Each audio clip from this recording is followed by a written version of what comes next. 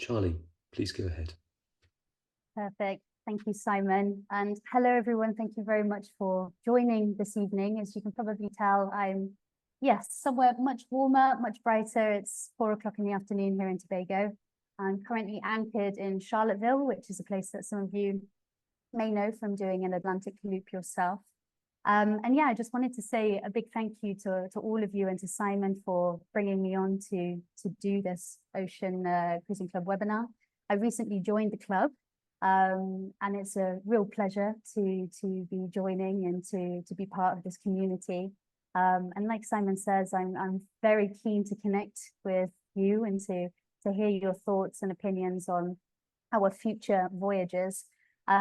And then in general today, I would love to hear your thoughts and perspectives on the topic that I'm going to be talking about.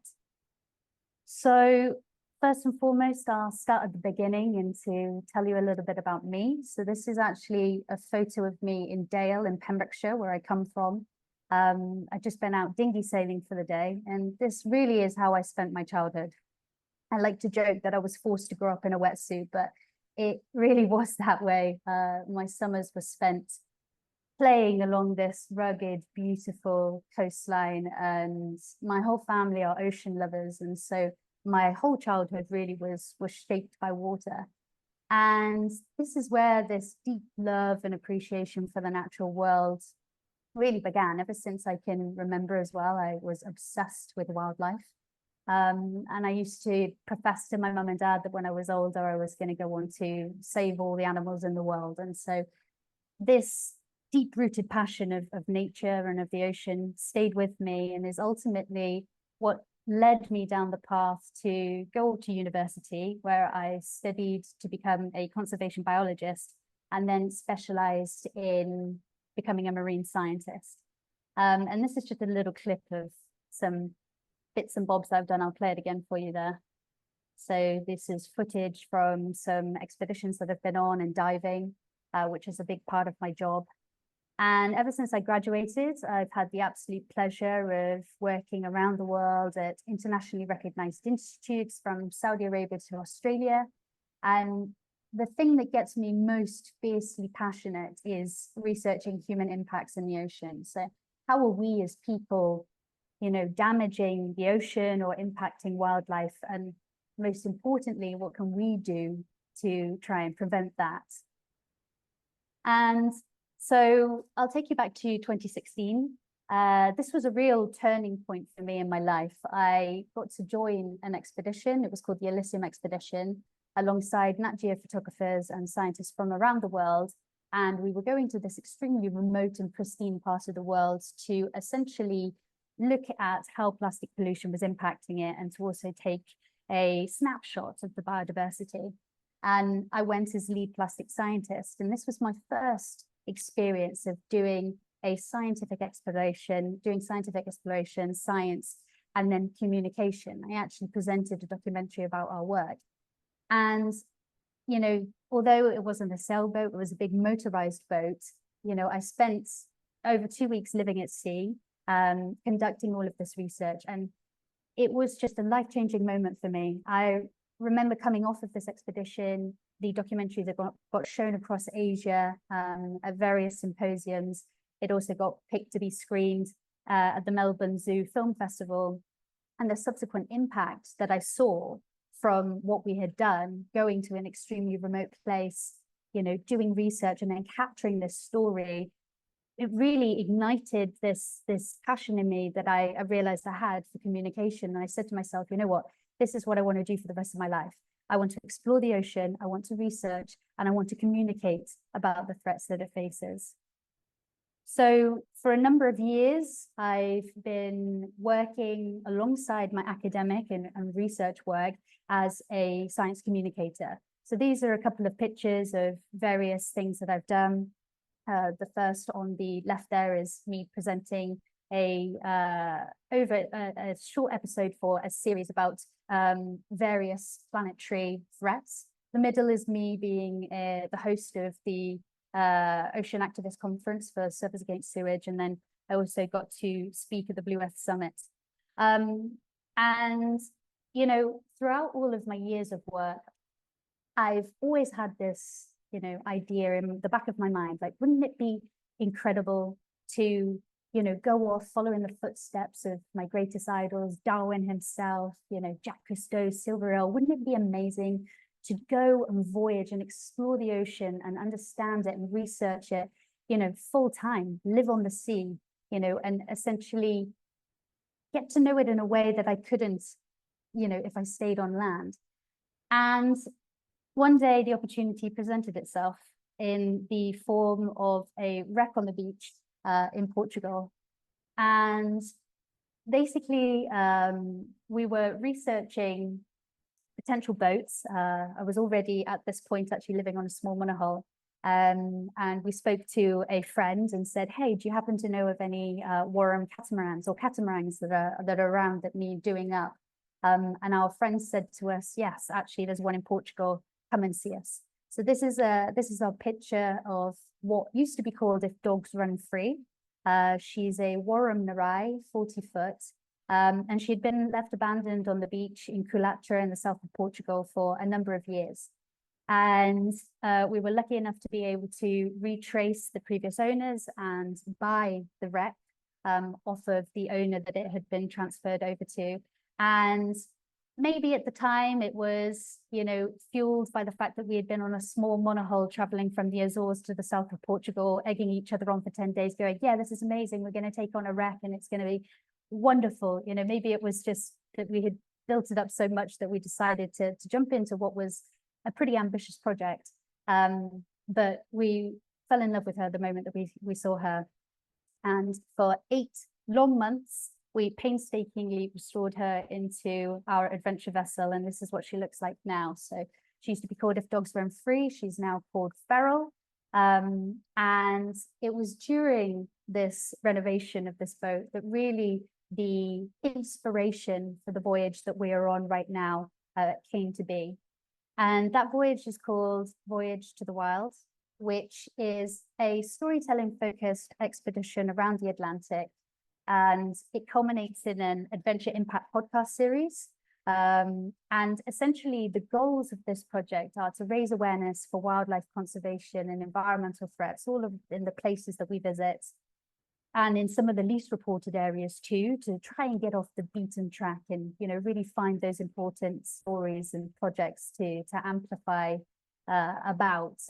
Also wanted to try and amplify diverse and frontline voices, you know, try and bring new voices into the conversation, and then try and drive tangible action for nature through campaign support, fundraising, and petitions. So every organization that I meet along the way, I like to try and find a way to go beyond just educating audiences about the conservation topic or the story that we're amplifying. It's about trying to create tangible change beyond that. And I'm very happy to say that I'm thrilled that I was awarded the Ocean Cruising Club Challenge Grant this summer. And what you can see here is the artwork for season 1. It's available on Spotify, Apple Podcasts. And basically the first season follows our voyage from the Canary Islands, where we began, all the way down to Cape Verde, West Africa, across the Atlantic, and into Brazil. And so this is just a picture there of the route that we intend to take. I know Simon said at the beginning that we're considering going back towards Europe via the northern route. Don't think we will do it on the Warren, sadly, as much as we love Feral, but you know, we need to be serious about the type of vessel that we go to those northern latitudes in. And she's raw and rustic and amazing, but definitely for the more tropical weather. So in season 1, I had the absolute pleasure of meeting some incredible people and getting to learn and meet some incredible projects. And these are just a couple of photos from various stops that we did. The first one is a red-billed tropic bird. It's actually a juvenile, so it hasn't yet got the distinctive red bill. And that was Project Biodiversity that I went and met in Cape Verde, and they're on Sal Island. And I was learning about these offshore seabirds and the unique threats that they face on the island from coastal development.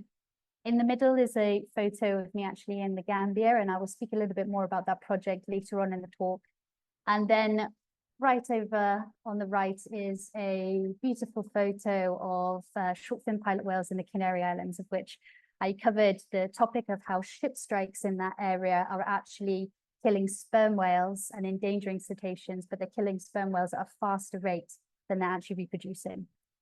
But anyway, now I want to get on to the topic of tonight's talk.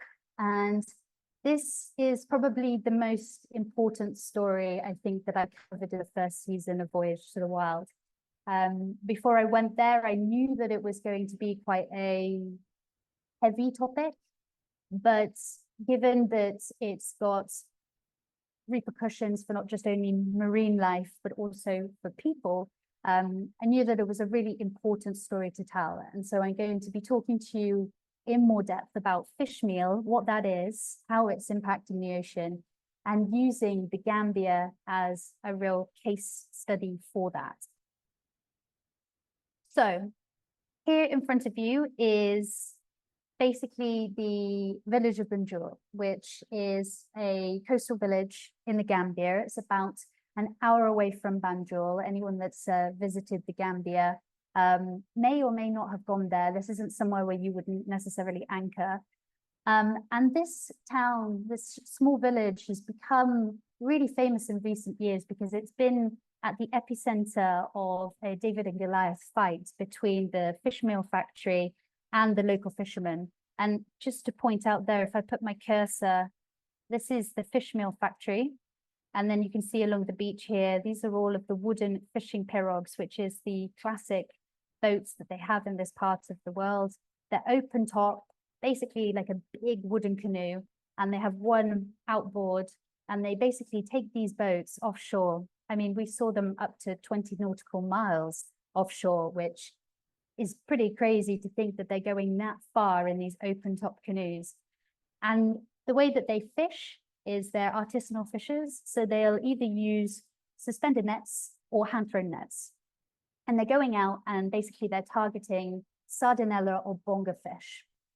Now, ever since the appearance of this fishmeal factory, this community has been severely impoverished, and there has been a whole chain reaction of negative impacts because of its presence. And to investigate this issue, I wanted to go there. I wanted to go and experience it for myself. I wanted to go and hear from the people that it affects most. And to do that, I went to interview Ahmed Manjang and another activist called Lamin, who are two people that have been very outspoken about the presence of the fishmeal factory and the impacts that it's actually having in the community.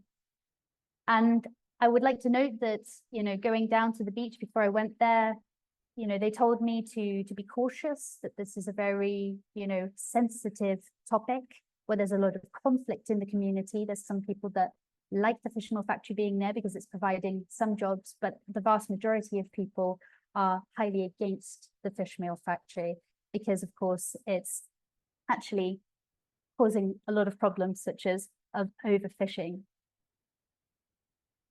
So as soon as you get down to the beach, this is the scene before you.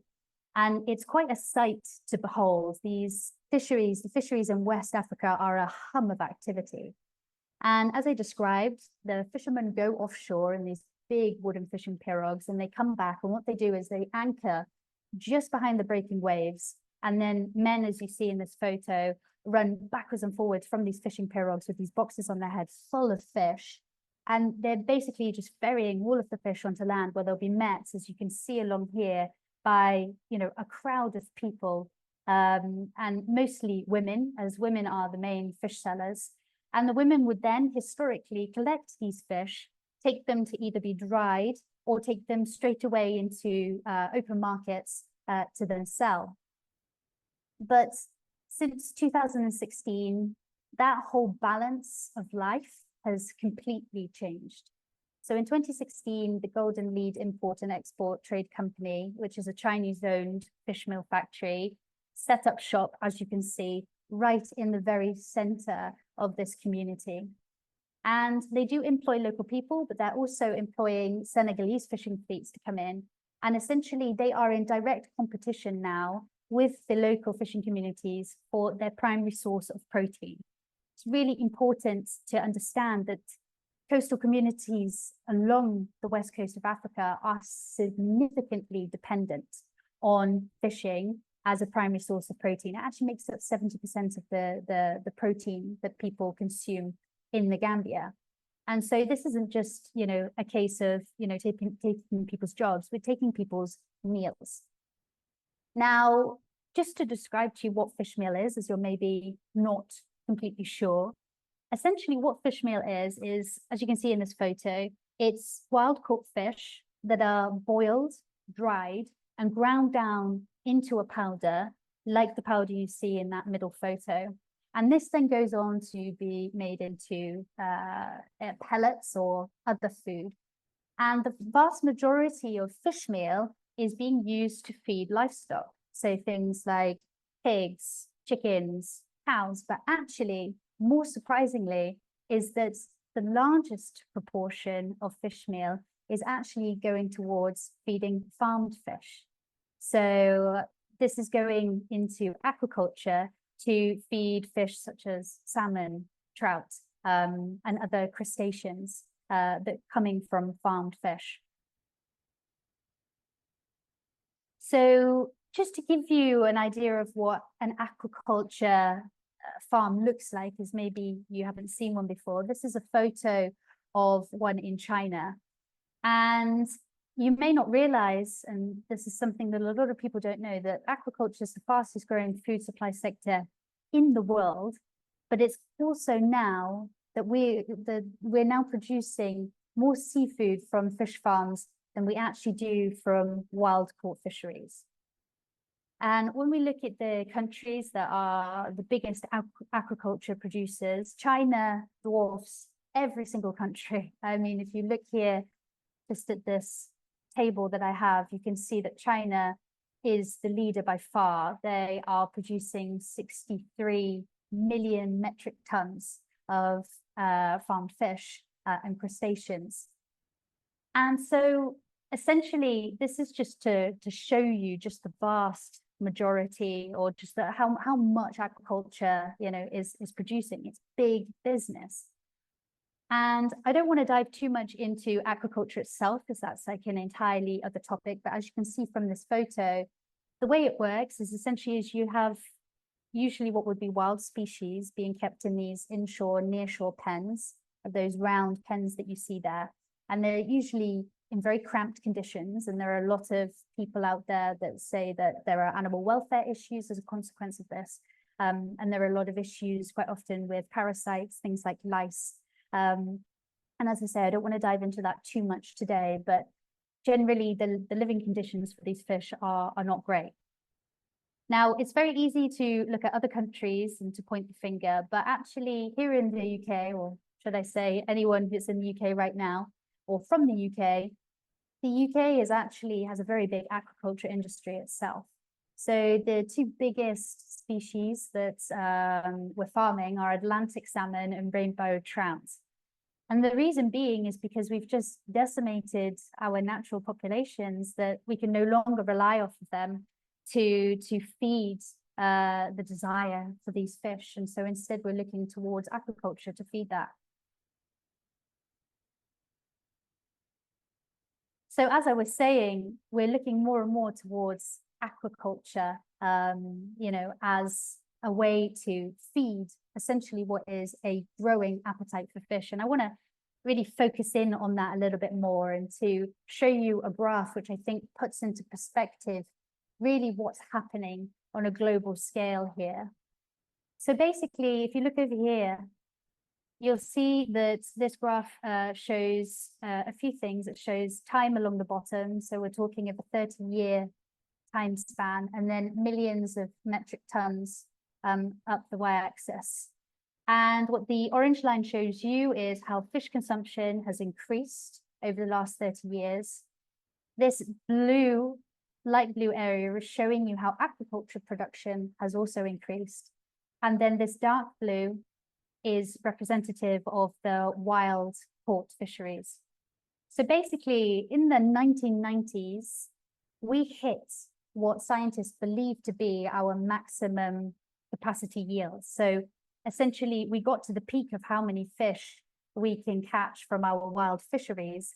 And no matter how much more fishing we've been doing, no matter the fact that fishing intensity has continued to increase, the amount of fish that we're catching is not. It's only very marginally increasing, but that's as we're going more and more towards trying to find fish in these far distant places, such as West Africa. And scientists are calling, this, the last 30 years, these last couple of decades, is really a blue acceleration, and it's easy to think, okay, well, of course, the appetite for seafood has gone up because the global population has gone up.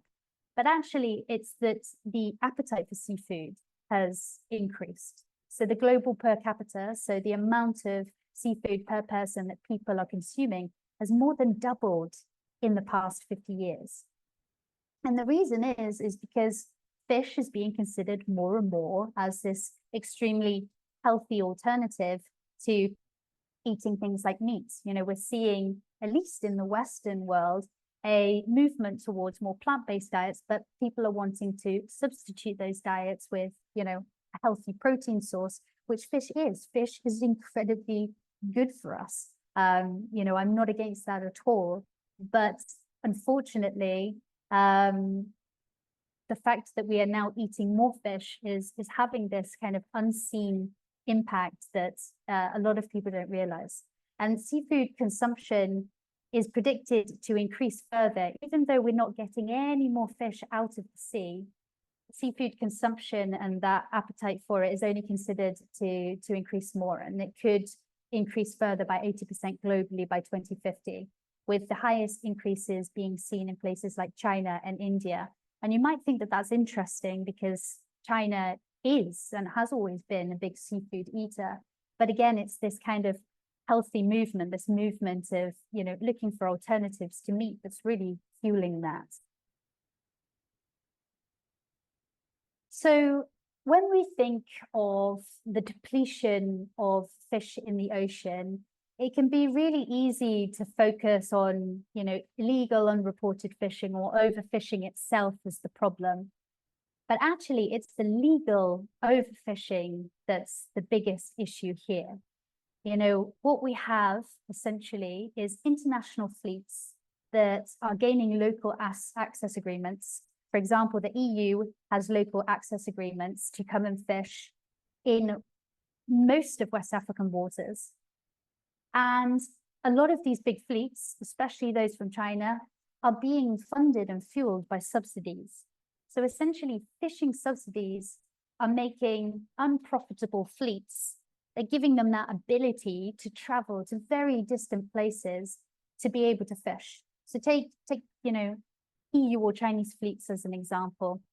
We've overfished our waters significantly, and therefore we're having to look further and further afield to areas that actually do have pretty robust fish stocks. And although Gambia and the waters of West Africa are being heavily impacted, they are pretty robust in comparison to some other places.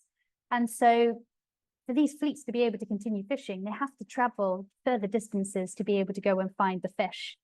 And so subsidies are essentially fueling that. They get fuel levies, all sorts of money to be able to allow them to travel these distances, basically halfway across the world, to be able to go and fish in completely different waters.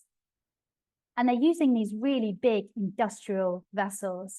I mean, I saw them when we were actually leaving Guinea-Bissau to cross the Atlantic.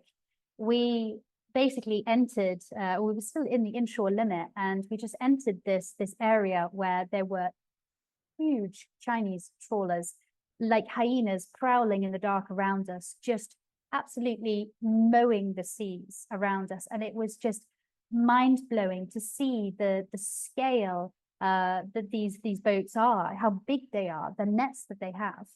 And the sad part of it all is that they're going to these countries where there are no enforcement, there is no enforcement, there is no monitoring. Take Gambia, for example. Gambia can't afford to have a Navy or a Coast Guard going out there to actually monitor what's happening. So although you have these fleets that are legal. You know, they're allowed to be there. They have their agreements. They're actually exploiting that, and basically there's no way to police it. And this is a huge, huge problem. I would also like to note that just the fishing industry has changed significantly in the last few decades, and the fishing industry really now is on steroids. You know, despite the fact that we're not actually catching more fish and that we've, you know, hit that maximum capacity, and that we know more and more that most fish stocks around the world are either exploited or overfished or below the levels that we would consider to be safe stocks. You know, technology has continued to advance more than ever. You know, these big fishing vessels, they're absolute experts in catching fish. You know, bigger engines, sonar, satellite, nylon nets, cold storage, all of these aspects make it, give them the ability to essentially go off and to catch vast quantities of fish and to be able to store it, bring it back to land, and obviously for it to not spoil. And this is really worrying. You know, this spells a very worrying future for the future of our oceans if we haven't got any monitoring happening. And then we have these extremely expert vessels that are able to go out there and target fish and target them in such vast quantities. And just to give you a perspective on just how good these boats are at catching fish, you know, one EU industrial trawler can catch as much as 7,000 artisanal fishes. It can catch as much in a month as 7,000 artisanal fishes in a year. You know, so we're talking like the scale here is just, you know, it's huge. And the local fishermen just can't, you know, cope with that. They can't keep up with that. And when I was speaking actually to a few of the local fishermen, it's not just an issue of them, you know, now going out and trying to fish and finding that there's no fish in the sea for them to fish, is that these vessels are bullies. We had an instance where, you know, we are realizing that we're actually on a collision route with one of the trawlers. We tried to contact them and they didn't care. They didn't answer on the VHF. They continued to talk between one another. They totally ignored us. And we know that they heard us because our VHF was working perfectly fine. And we've heard accounts of actual, you know, artisanal fishermen being run over by these big industrial trawlers who simply don't care. They're there, one purpose in mind, you know, and people are, you know, not only losing their livelihoods, they're possibly losing their lives. And it's just a really, really big issue. So basically, I just wanted to talk, you know, about the big picture a little bit. You know, so many people around the world actually rely on fisheries as a main source of income. It, you know, supports billions of people around the world. And unfortunately, you know, as I mentioned earlier, a huge proportion of our fish stocks around the world are actually overfished. You know, to give you a figure, a third of fish stocks in the UK, the commercially targeted ones, are considered to be overfished. You know, it's not just an issue that's a problem in far distant places like West Africa. This is a problem on our home shores too. And it's really important for us to remember that.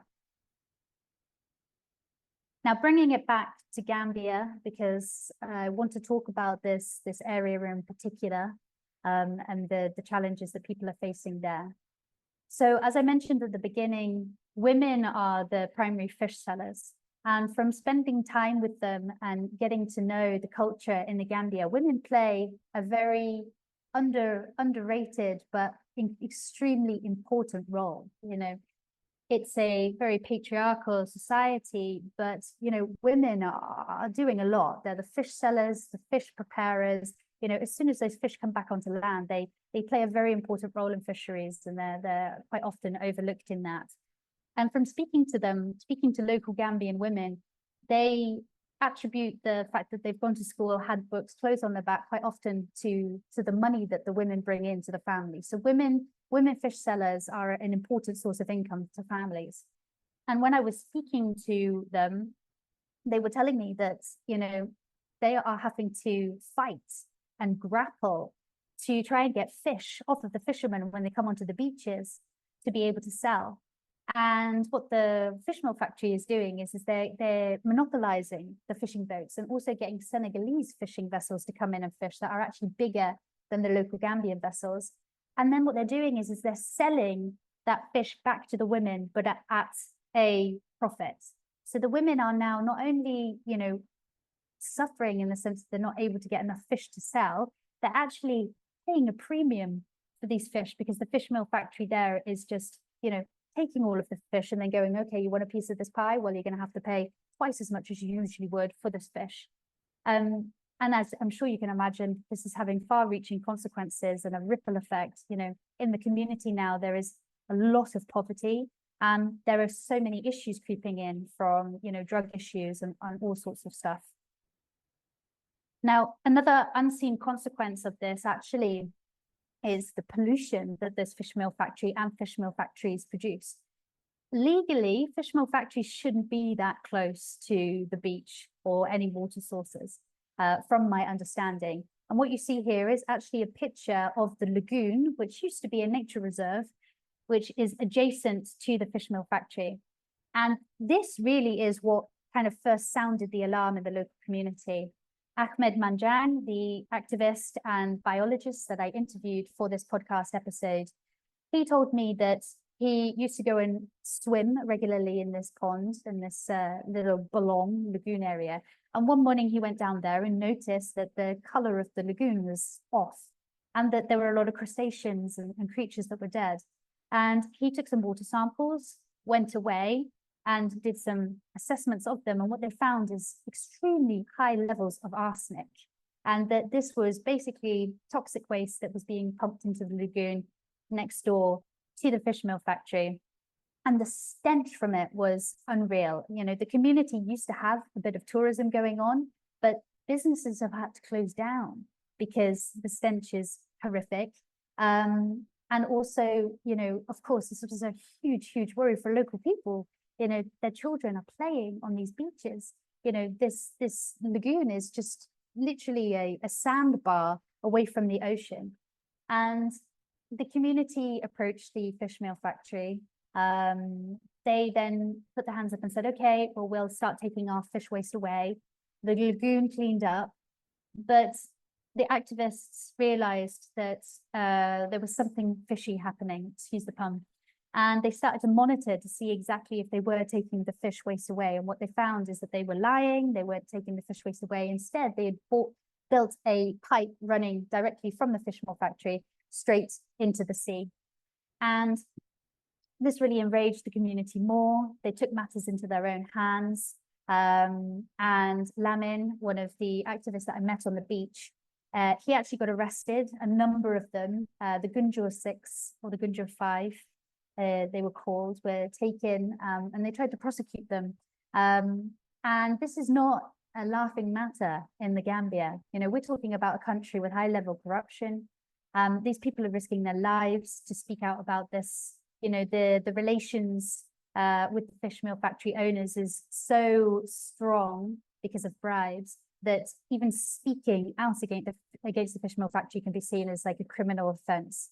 You know, it's considered illegal to speak out against them.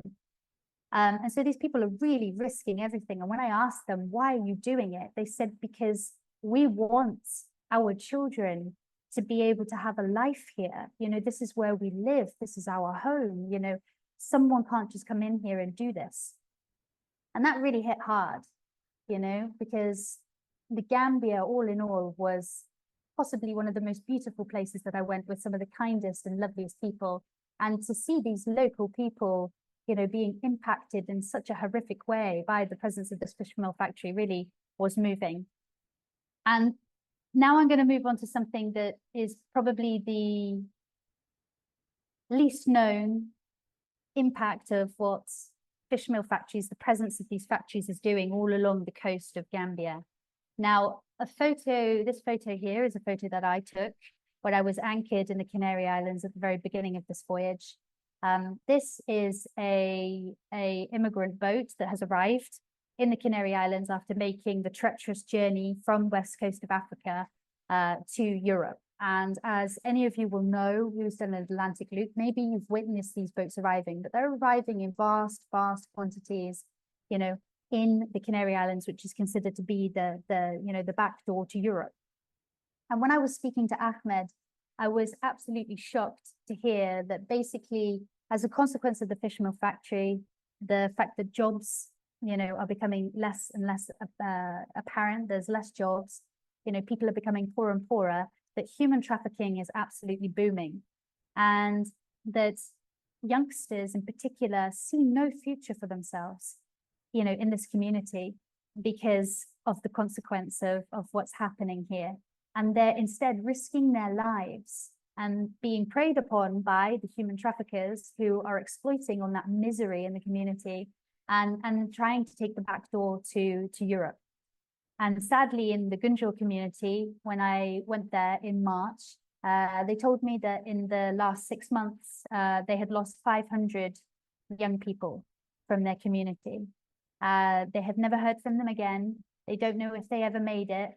And this is the reality, you know, of what is happening in a lot of places as a consequence of these industrial fleets and these fishmeal factories that are feeding, you know, our appetites for seafood.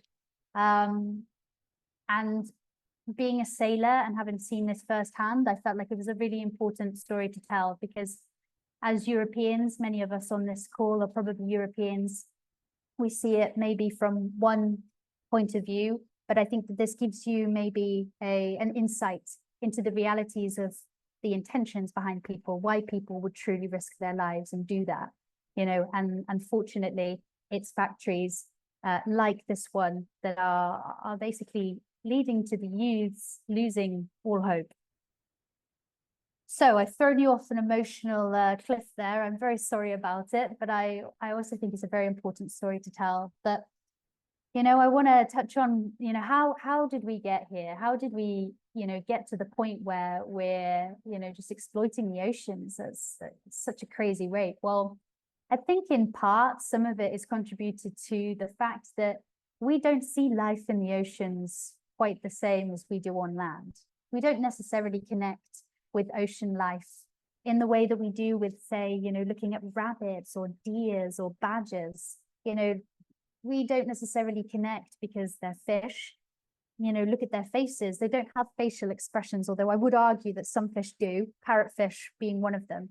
But, you know, we don't connect with them in the same way. And think of the name itself, seafood. You know, we categorize life in the ocean as this resource, as this resource to consume. And so I think it inherently starts there, that we see the ocean as a resource to be depleted, that it's food for us. And I think that that's one of the major obstacles that we face here in tackling overfishing, and why I think overfishing is continuing to persist. Because think about it, if we ran around the African Serengeti with these big nylon nets, just kind of like capturing everything that we possibly could in that net and then taking it to market, there would be an absolute, you know, people would lose their minds about it. But we're doing that in the ocean. You know, I know that it's the way that we're able to catch fish, but just to, you know, put it a bit in perspective, I think the second issue as well, it comes from the fact that we just see the ocean as this boundless resource. You know, we're sailors. We've seen just how vast the oceans are. And I mean, being in the middle of the Atlantic, you feel like you're in a different world, totally removed from everything. You know, it's huge. But the problem is that it's not boundless. And we're learning more and more that we've hit that limit. And that even though the ocean, I think, has a capacity to bounce back faster than, say, terrestrial ecosystems, where you have a lot of slow maturing species and different reproductive strategies. You know, fish, they broadcast spawn, they can create millions and billions of babies. You know, they can replenish quickly.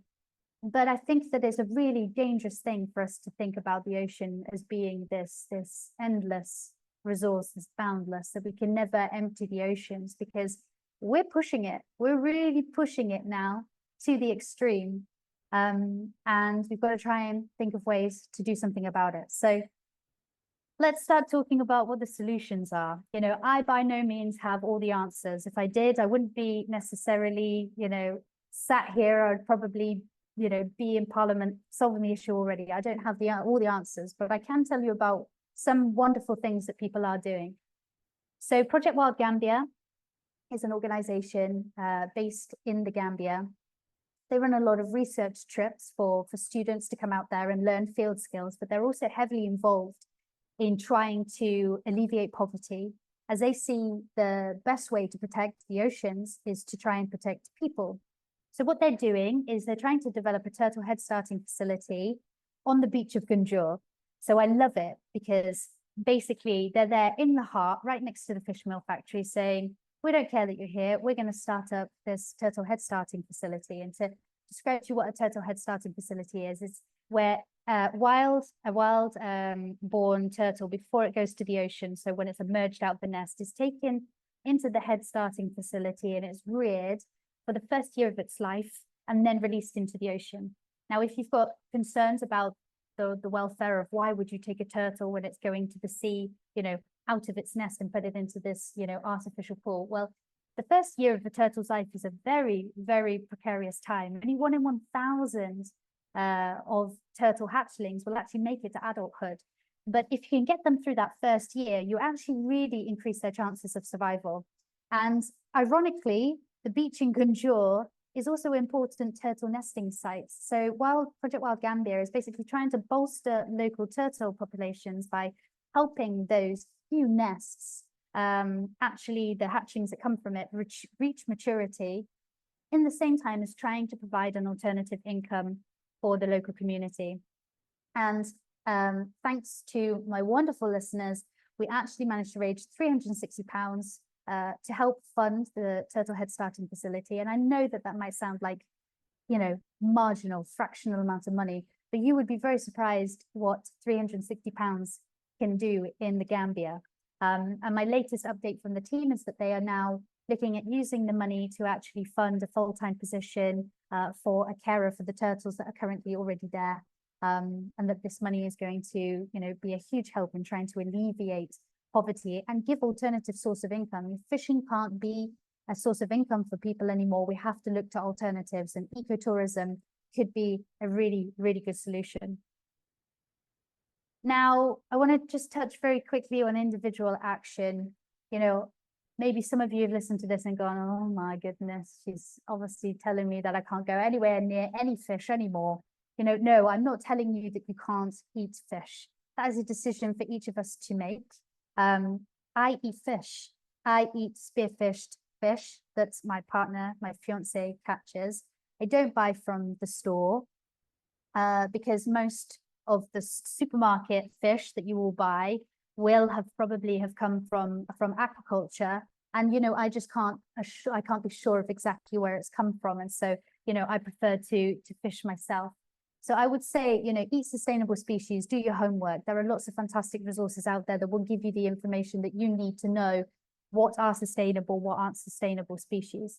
You might have heard of the MSC label.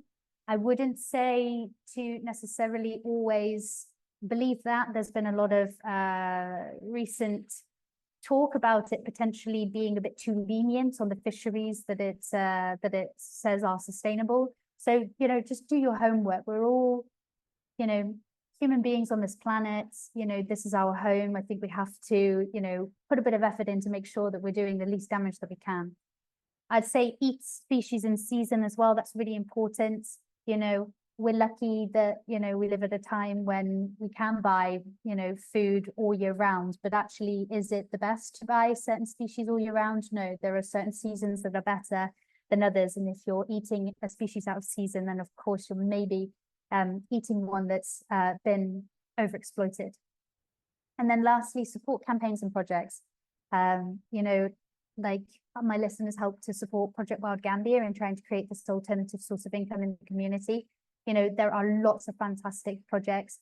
If any of you, you know, want to reach out to me, I've got contact details at the end, you know, and you want to ask more questions about this individual action or want to know a bit more about campaigns and projects that are ongoing, I'm very happy to send you in the right direction. But that's just a little bit, you know, about individual action. But as you should, what the takeaway from this talk should be really is that, you know, it's the big players here that are the ones that we need to try and change their ways. We need to try and alleviate subsidies. We need to, you know, try and regulate these industrial fleets more. And the way to do that is through legislation and regulation and management. So I'm going to wrap up now by, you know, just telling you a little bit more about Voyage to Wild. So this story was one of the stories that I covered as part of season 1. And as I said, that I've been awarded the Ocean Cruising Club Challenge grants, which means that now I'm able to continue with these stories and telling more important stories. And so season 2 is on its way.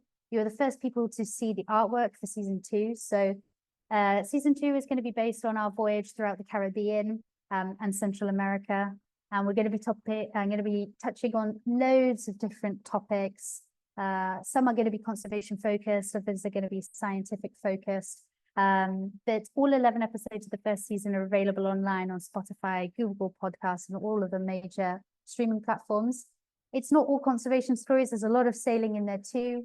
We've got an episode all about sailing across the Atlantic, and then also various passages in between islands. So, you know, if you're more in it for the sailing, there's a lot of that too.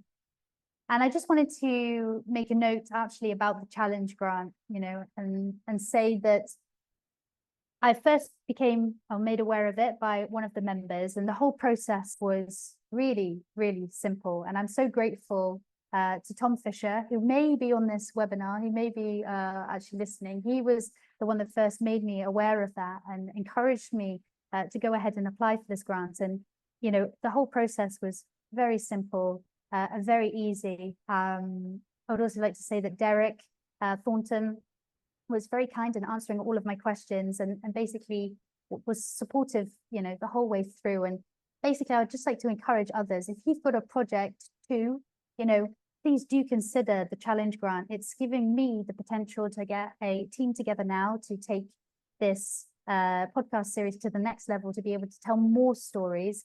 And so I would really encourage all of you to do that. And thank you everyone for listening. I hope I haven't thrown you off of too much of an emotional cliff with all of that. If you want to reach out to me, that's my website and also my email. And you can also find me on Instagram. My handle's down there, ocean_magpie, and then the podcast has its own too. But yeah, thank you so much for listening. And yeah, Simon, I'll hand back to you.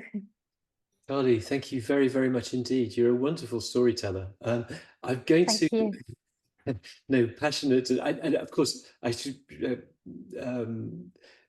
come clean. I have a lifelong aversion to eating fish, so it's all music to my ears.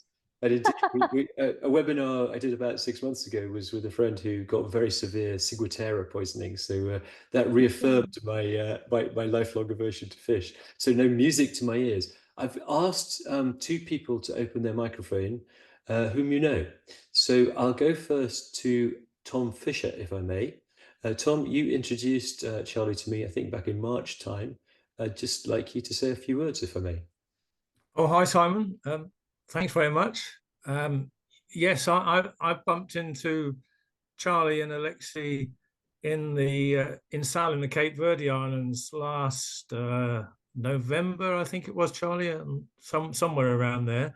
It was. And we got to know each other, and Charlie started to tell me about her work that she'd done thus far in the Canaries and in the Cape Verde, and I was really in awe to learn about what this young woman was doing. And it just occurred to me that as a sailor and as a member of the OCC, the least I could do was to introduce her to the organisation, and hopefully through that give her more airtime and more influence, and help extend her network. So that's what I did, and I was delighted to hear that the OCC awarded her the grant, which I think is thoroughly well deserved, and I'm sure she'll put it to great use. Thank you, Tom. That's incredibly kind. And yeah, absolute pleasure. Thanks, Tom. The other person I asked to open a microphone, and I'd like invite anybody now to either put their electronic hand up or put a note on the blog on the web chat, and I will open your mic or uh, enable your microphone. But the next person I'd like to bring in is Hanneke Boone, who, of course, is the partner of the late James Wareham, who is the brains behind your wonderful catamaran. Hanneke, do you want to go ahead? Yes, yeah. Well, I met Charlie actually, that's early 2022 when they were in the Canary Islands, still at Calatra, and their boat was only just recently finished. I knew of this boat for a long time, actually. It was quite an interesting story because it was built in South Devon in Beer, which is a small coastal village, and there were 3 Wareham catamarans built there in the 70s and early 80s. And if dogs weren't free, Charlie's boat was one of them. It was sailed across around the Atlantic already in the early days, and then there was obviously it deteriorated at some point in Calatra until Charlie found it and it got rebuilt.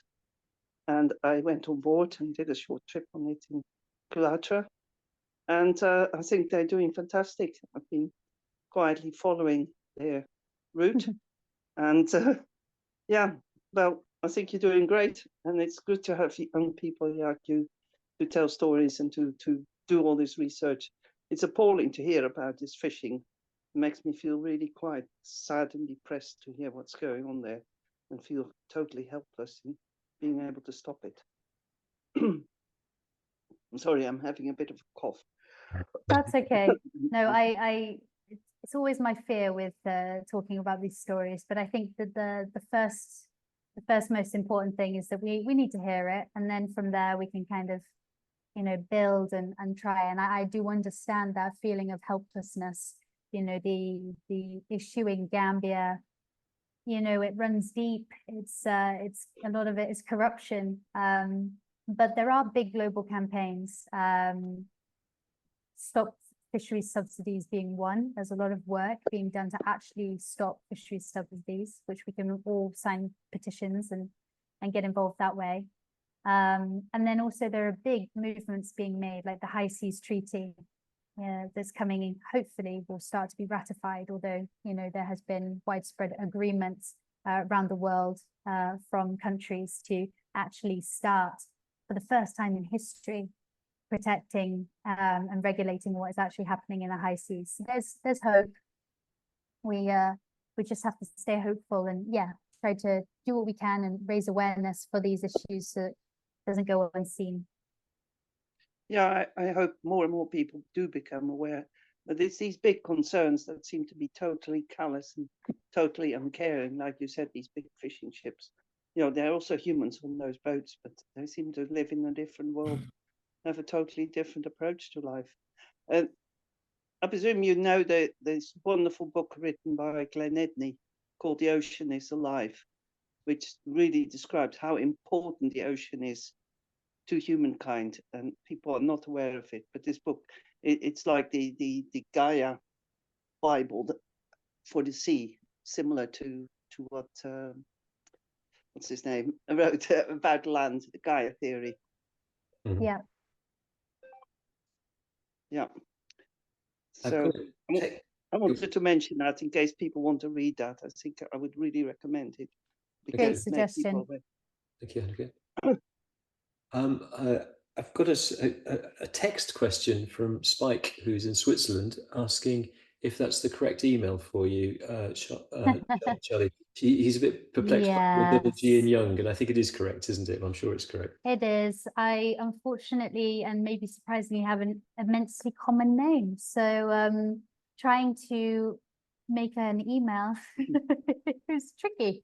So yes, that is my real email. The double G is, it looks like a typo, but it's actually real. I might have to try and come up with a different email address at some point. I'm going to ask Sally to come in with a question shortly, but I've got a couple of questions of my own, first of all, Charlie.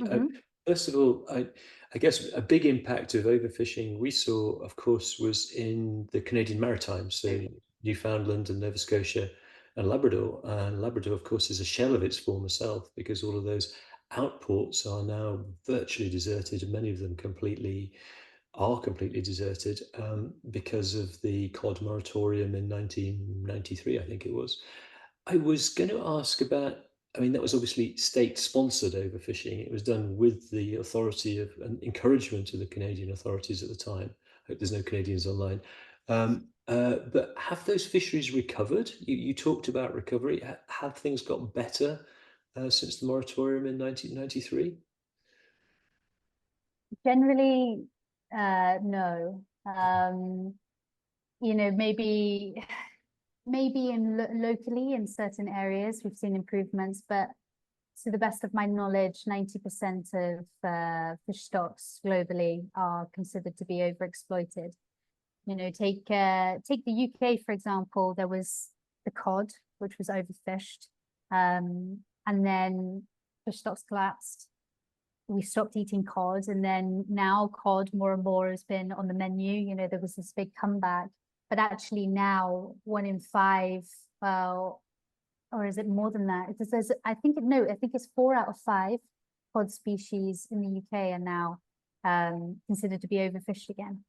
So I think it's really tricky to say. I'm not as well versed in what's happening in Labrador in that area particularly, but from a global perspective, you know, as I showed in that graph, we've kind of like hit the maximum capacity. And I think the case is that, you know, fishing activities are just continuing and only growing in their industrial scale. That I think that, you know, not a lot of fisheries have truly what I would say bounced back, you know, what I would consider to be really, really bounced back. Very, very depressing. I mean, our other cruising area and kayaking area is the Scottish Hebrides, west coast of Scotland, where they relaxed the fishing limits down to let the larger fish harvesters is the best description, I guess, into the very shallow waters, including scallop dredges. And that's had such a dramatic decline on local fisheries and the secondary impact on bird life. So obviously, as kayakers, we're much more aware of what's going on with the bird life, because in the summer kayaking in the Hebrides 25 years ago, you'd see huge quantities of puffin and cormorants and skewers feeding directly or indirectly off those fish stocks. And the last time we were kayaking in the summer in Scotland, maybe last year or the year before, it was a palpable decline, really very sad. And a lot of that is fish farming, as you say, aquaculture. It's encouraged by Scottish government and devastating to the local fish stocks through introduction of disease. And our beaches up there are littered by the detritus of fish farms, all of which seems to be plastic. Sorry, that's my personal rant.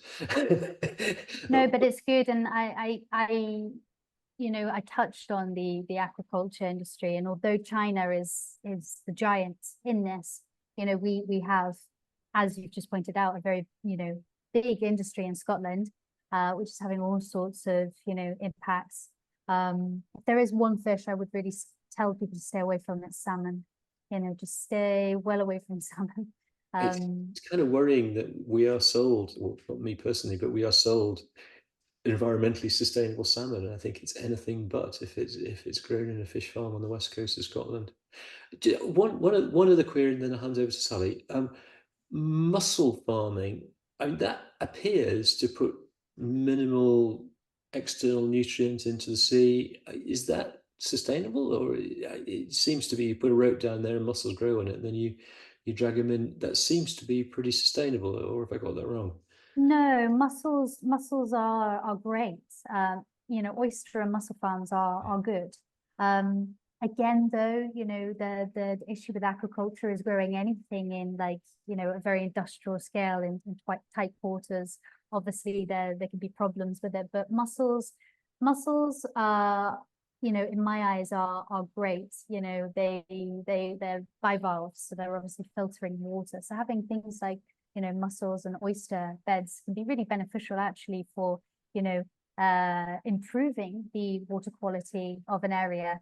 there's actually in Pembrokeshire a guy that started seaweed farming, but he's creating these vertical gardens where he's not only growing seaweed, but he's also got oysters and mussels growing in these vertical gardens, and this is helping to bolster local fish populations and also helping to improve the water quality in the area.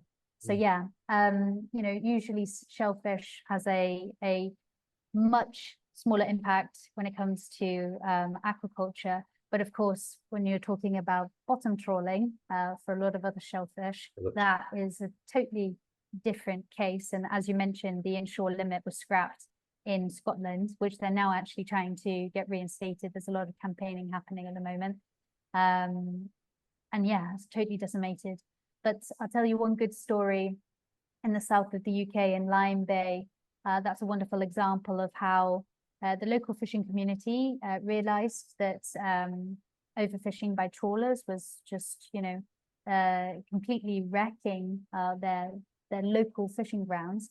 And they themselves took it upon themselves to actually make it a fishing exclusion zone to get rid of these trawlers. And this area has bounced back. I mean, they've got kelp, you know, loads of seaweeds growing, like the fish, like they're seeing the knock-on effect of how much fish they're catching, the lobsters that they're catching is just growing as a consequence of actually like limiting the amount of area that they're fishing in. So this is, you know, a lot of people don't necessarily realize that actually sometimes limiting where you can fish can actually have a benefit. And maybe sounds counterintuitive, but giving nature, giving fish, giving wildlife its place can actually bolster fish stocks and, you know, giving fish a place to actually reproduce and to live and grow, and in turn that spills over into the areas where you are fishing. And a shout out too for a charity up in Scotland called Sea Wilding, Yes. which have been replanting the seagrass forests in Loch Regnish and reseeding with indigenous oysters, native oysters, and have persuaded the marina there, Ardfern, which used to be owned by an OCC member, to actually have oyster nets underneath their pontoons, which I think is a wonderfully innovative way of keeping the water clean and promoting biodiversity, etc. Sally, have you got any questions you want to ask Charlie? Oh, hi, Charlie. I think that was a fantastic talk. Thank you. Yeah, I mean, I share Simon's passion for what's happening in Scotland because we see that a lot. But I would also echo your comment about people being told to eat fish because it's good for their health. And actually, in the last couple of days, I've had a conversation with a neighbor here saying, she said, oh, she was having salmon. I said, but you realize how bad that is for the environment. Oh, but I need it for my health. And I think that we just need to do so much more education. And the group in the UK, Wild Justice, who I'm sure you're aware of, they're not just focused on oceans, but the whole of our wildlife. But they've been running a campaign to try and educate people on the fact that our supermarket salmon is not sustainable at all, despite the labels that our major supermarkets put on it. So, yeah, I really do support everything you've said, and it's very difficult for us to know how we can actually get the message through to the wider communities to make an impact. But well done for your talk and for bringing these issues to a wider community. That's great. Thank you. And yeah, I think exactly what you did is the way we do it. You know, I don't want to attack anybody, you know, for eating fish. And, you know, when you start telling people they're doing things wrong, that can quite often, you know, people don't like to feel like they're doing something wrong. And I don't think anyone's, you know, maliciously eating, you know, salmon because they're like, oh yeah, this does environmental damage, so I'm going to eat it. But I think the way you did it is the best way to do it, is to just have that conversation with people, you know, bring it up. We've got Christmas coming up, and I know salmon, for example, around Christmas will probably be something that people will, you know, buy and indulge in. You know, just try to have those conversations with people, because one bit of information, you know, you pass it on, someone else will pass it on and go, oh, I didn't realize I was speaking to so-and-so the other day. And it does make a difference. The message will get through eventually. But I think the most important thing is to not attack people for it, to give them the information that they need to be able to make the right decision, or to make an informed decision. And in the case of salmon, yes, I mean, there are a lot of, what I believe, antibiotics being used actually because the conditions that these fish are being kept in, and the issues with parasites and disease and lice, they're actually being pumped full of all sorts to actually try and keep them alive. So yeah, I agree with you, Sally, but I think it's great that you had that conversation with someone, and that's what we all need to do, is to just have those conversations.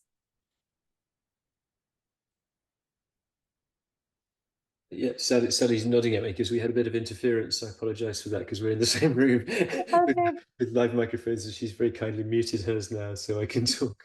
But yeah, no, we kayak a lot in Scotland, and I remember coming down the Sand of Mull maybe a couple of years ago and passing very close to a salmon farm there, and they just got huge tanks of chemicals that they were just pumping directly into the water, which just, wow, terrible.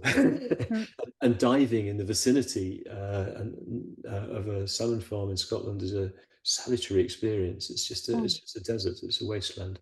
Very sad. Very sad.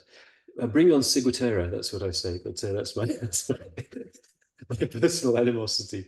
Has anybody else got any questions that they want to ask Charlie before we let her go? The audience has dwindled a bit since over the last 5 or 10 minutes. Sorry if we've monopolized. Spike wants to come in. Spike, I think, is talking from Switzerland tonight. Spike, go ahead, please. Thanks, Simon. Hi, Spike. Hi, Charlie. It's good to know that your email address is indeed with double G. Yeah, it's an unfortunate common name. Right. We were sailing in the Arctic in Norway this summer, and we were shocked with the number of fish farms that we encountered. And when we were talking to Norwegians, they were telling us that it was one of the fastest growing industries, and that there are lots of real big problems in terms of the fish, because one of those pens would contain 80,000 salmons with all the problems associated with it, and that the food that they would get is not at all their natural food that they would normally collect in the sea. So the fish should be completely different in terms of, I don't know. If you compare a wild salmon to the salmon with the lice and everything in these fish pens, it should be scientifically, it should be easy to tell people how bad it is to eat that farmed salmon. Or am I making a mistake? You mean as in the quality of the salmon? Yes, I mean, I don't think it is as healthy to eat. No, yeah, and there actually was a documentary which I forget the name of, but it came out and it showed the different colors of salmon, and like what should be a healthy colored salmon, and then actually the reality of the color of the salmon coming out of those farmed individuals. And yes, it's I mean, it doesn't even compare. You know, these animals are under high levels of stress, and so they're just not, growing well. A lot of them have abnormalities and misfigurement of like their faces and stuff. I've seen some horrible photos of like them, sort of with really horribly shaped faces as a consequence. So yes, it should be, but I know that there is work done to make them more aesthetically pleasing when they go to supermarkets. And so I think people just don't realize. I think over time that the quality is probably, just deteriorated, but it's been at a rate where, maybe we don't notice, we haven't, we can't, make out the difference ourselves. But actually, carry on. Yeah, sorry to interrupt. There has been a lot of work done, for instance, in the meat industry with chicken, with pigs, with beef, to to really educate the consumer that there are different levels of chicken meat or pig meat or beef according to certain standards. And I don't think there are such standards yet in the fish industry, or at least I haven't seen them. No, I also don't think that there is, and I don't think many people would know the difference necessarily between, a healthy salmon and an unhealthy one. They might consider the color to just be because it's a certain type of salmon. They might not realize that the color is quite often indicative of the health of the salmon itself. Yeah, what we learned was that, pink salmon is not wild salmon. I mean, the pink is basically coming from the pens and the food that these salmons get growing up. Yeah. Something I actually forgot to mention in the talk now, which I realize is one of the biggest kind of things of why fish meal is also just crazy, that we're feeding aquaculture fish meal, is that it's actually a net loss of fish.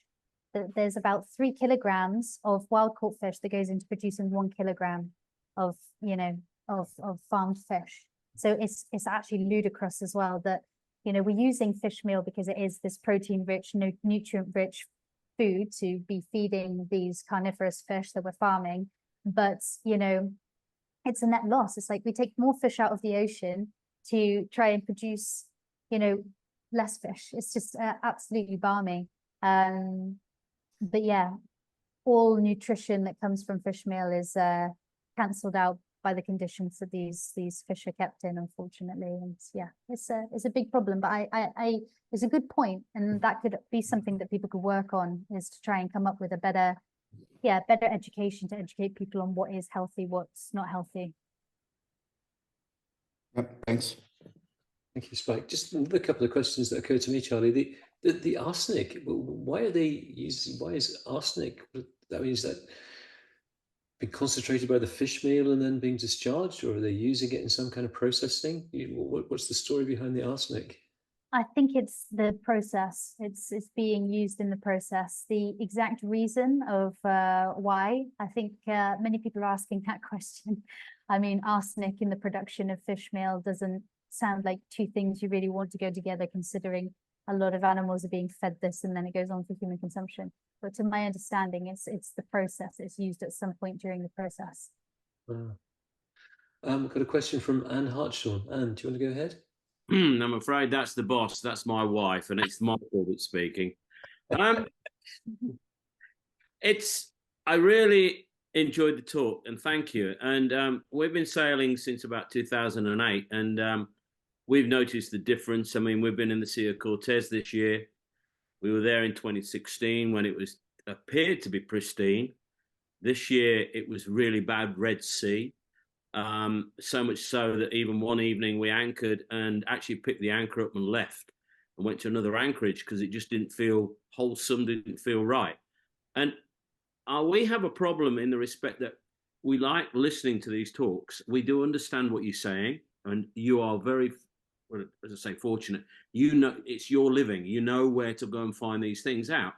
Now, as a sailor, I will go onto the internet and go, I'd like to do something about this. I would like to take part in it. I'd like to do something. But when you go onto the internet, you look at places and you find that there's so much going on. There's nothing that you can really take part in. I can see the points you're making in the respect of this changing the rules of the EU and all that sort of thing. And the fact that we turn up at certain places like, again, I will say the Sea of Cortez. It's so interesting. With all the fishing competitions going on, the locals just ignore the point of view that there's the Red Sea, and you feel helpless because at the end of the day, you want to turn around and go to say to the locals, can't you see what you're doing? But I mean, and this might be a point for the OCC. We never seem to follow up these talks, whereas we can say, as a group of sailors, we can follow this one way. We don't point that way. Is there something that you could do with that, with the OCC, that would allow us to say where there's good points that you could make, that we as a group of people would make a change rather than as an individual going onto the internet and getting lost, and as we say, feeling helpless. Absolutely. I'd be very happy to put together a little resource pack that could put you basically take out the need to go online and necessarily sift through all these things, because I understand, like, even I as a scientist, it can be overwhelming sometimes going on there. There's so many campaigns, it's hard to know who's doing what is actually good, what's not.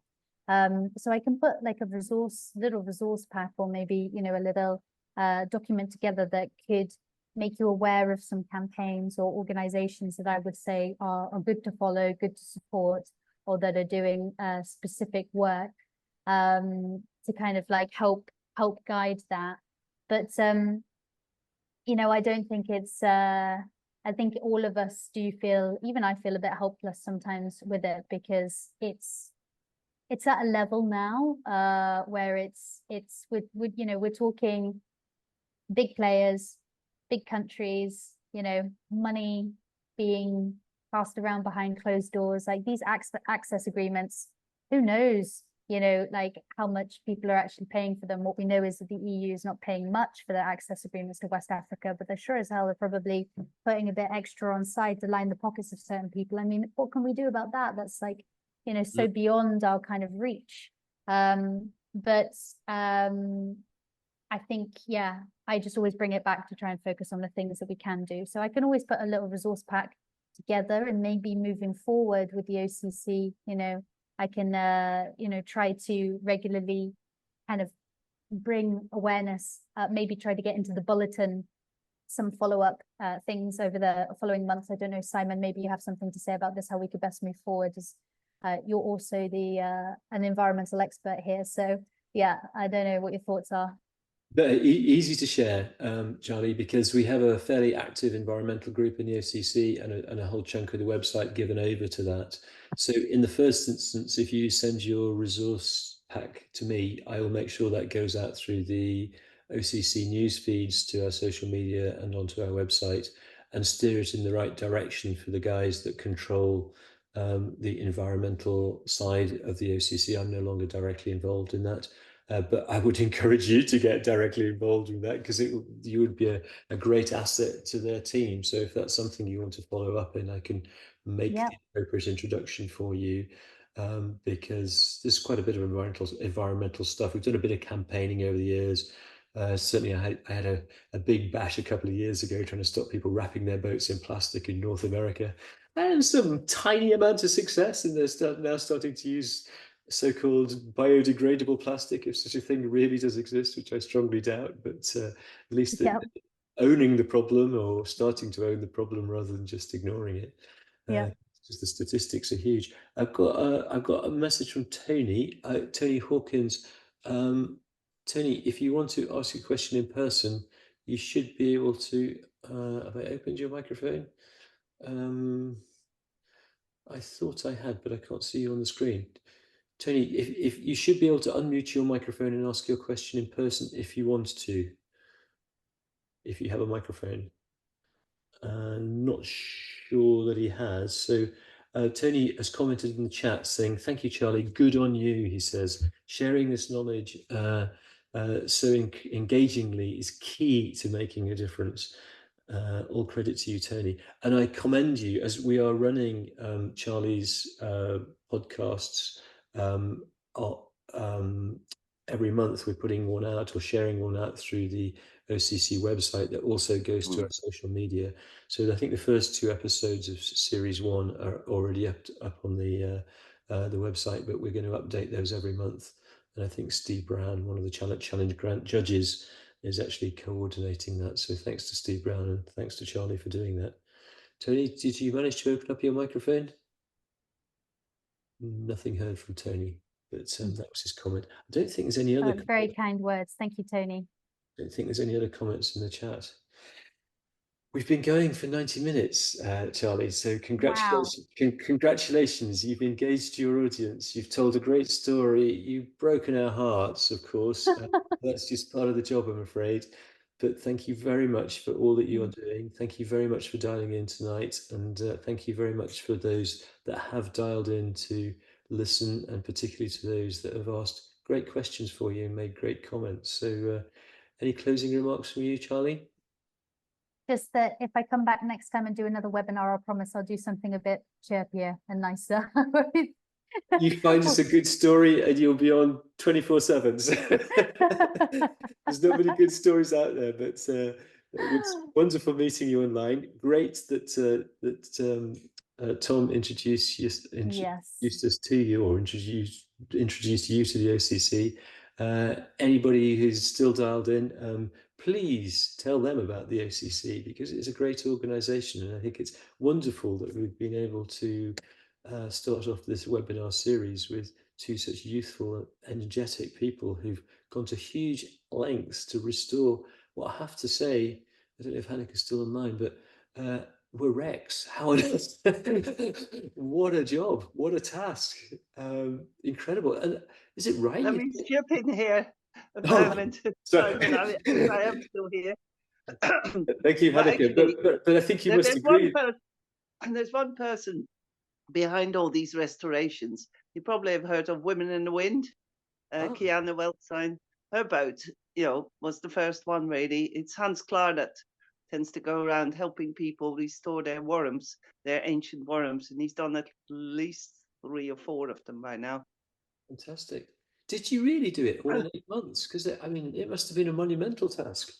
Yeah, so we were very lucky to have Hans' expertise for the first month or two, and he really helped us to get the project started. And then Kiana from Women in the Wind, who Hanneke has mentioned, she also has a Narai, and as Hanneke said, she was the first kind of restoration of this type that Hans helped to do, and she was wonderful and helped us also throughout in answering all of our questions on things when we continued the restoration by ourselves. So yeah, it took 8 months over the winter in Kalatra. Anyone interested in knowing a little bit more about the way that we restored her, you can read my article in the Oceanographic magazine, which is, if you put Voyage to the Wild feral sailing, it will come up. And that tells you a little bit about the story. But yeah, thank you to Hanneke and James Warren for making these beautiful boats, and thank you to Hans and Women in the Wind for supporting us through our restoration. And then thank you everyone for joining this evening. It's been really wonderful. No, it's great, and I had the great pleasure of presenting the OCC Lifetime Achievement Award posthumously, unfortunately, to Hanneke which was awarded to James. James, obviously, a couple of years ago, I think, in Annapolis, wasn't it, Hanneke? Yes, it was in Annapolis. Yeah, great. Fantastic. So, guys, I think it's time to wrap up. Spike has come back saying he's looking forward to your optimistic talk. So am I. Rokas has commented, thank you very much. And I don't see any other hands up. So unless I see a hand up in the next few seconds, we'll close off this evening. Thank you. Great. Thank you very much. And thank you for dialing in, Charlie. I'm just going to stop the recording.